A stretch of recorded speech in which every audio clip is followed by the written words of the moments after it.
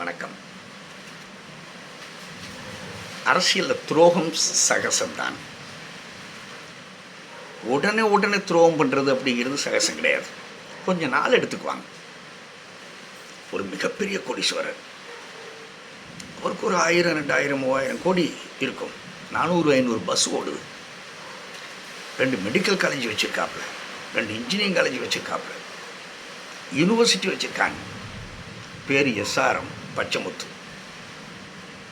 Parivendhar doctor. ஒரு காலத்தில் tuition centre நடத்தினவர், மேத்ஸ் டியூஷன் சென்டர். படிப்படியாக முன்னேறி இன்றைக்கி நல்ல நிலையில் இருக்கார். அதை நம்ம கூட சொல்லக்கூடாது. போன எலெக்ஷனில் 2019 பெரம்பலூர் தொகுதியில் உதயசூரியன் சின்னத்தில் போட்டிட்டு 4,02,000 ஓட்டு வித்தியாசத்தில் ஜெயிச்சார். ஜெயிச்ச கொஞ்ச நாள்லேயே பிஜேபிக்கு சப்போர்ட் பண்ண ஆரம்பிச்சிட்டார். ஆனால் முதலமைச்சருடைய பெருந்தன்மை என்ன தெரியுமா? அவர் உண்மையை கண்டுக்கலை. இதே ஜெயலலிதாமா வரந்திருந்தால் என்ன செஞ்சுருப்பாங்க? தூக்கி வீசியிருப்பாங்க. ஏன்னா அவர் உதயசூரியன் சின்னத்தில் தான் அவர் நின்று வெற்றி பெற்றார். கட்சி விரோத நடவடிக்கைன்னு சொல்லி டிஸ்மிஸ் பண்ணியிருப்பாங்க. ஆனால் இவர் தான் சாப்பிட்டான ஆளாச்சே. Is very dangerous person. Thalapathy Stalin. Of course he may be soft in appearance but terrible and danger.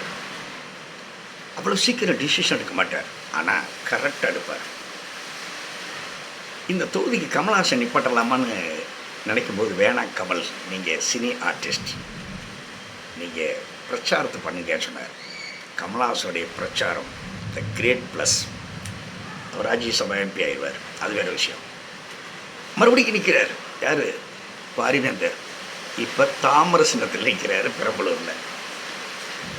சாதாரண நின்றது. அவரை எதிர்த்து கேஎன்ஆருடைய பையன் அருண்யர் டெபாசிட் போச்சு.